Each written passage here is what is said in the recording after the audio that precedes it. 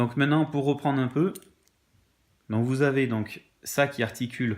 Donc en fait, pour montrer un peu, une fois que vous enlevez les vis, hop, donc roulement enlevé, hein, parce qu'après vous changez les roulements. Alors tous ne sont pas forcément défectueux. Après regardez, maintenant c'est vrai que vu que c'est pas forcément du plus simple à faire, des fois on change les jeux de roulement, c'est fait. Donc après comme ça. Donc en fait c'est une pièce qui vient se monter comme ça, hop, et après on visse.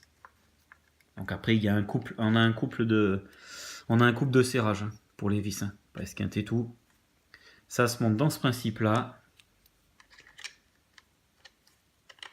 Et après, vous avez le bras, une fois qu'on a changé tous les roulements, vous avez le bras qui vient se mettre comme ça. Donc avec tout ce qui est les vis et tout.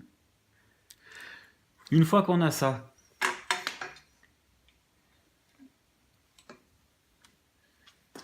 là vous avez tous les roulements. Donc il y en a que j'ai tapé.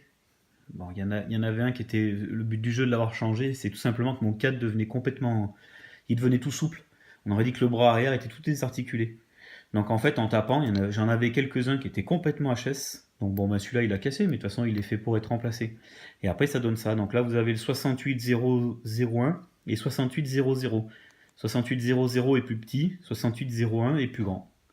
Donc ça pareil, nomenclature, vous avez tout.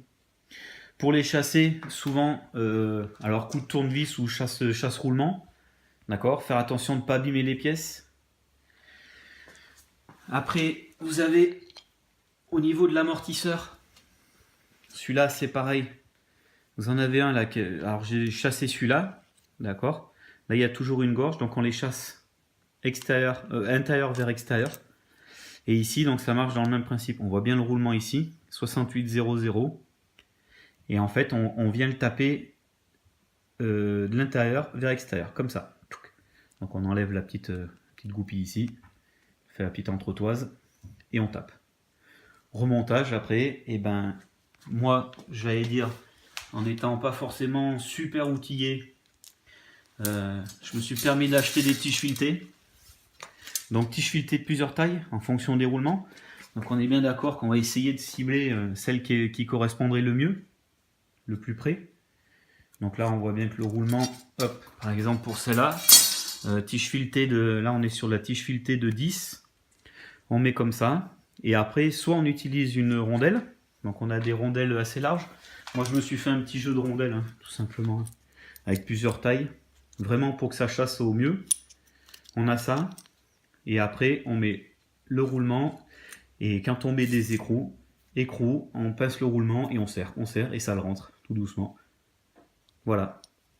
Voilà ce que je peux expliquer là-dessus, vu que je trouvais jamais rien. Donc après, je pense qu'il y en a qui me diront on peut mieux faire, c'est sûr après, mais ça donne déjà une idée au moins de comment démonter ça. Voilà, bonne journée.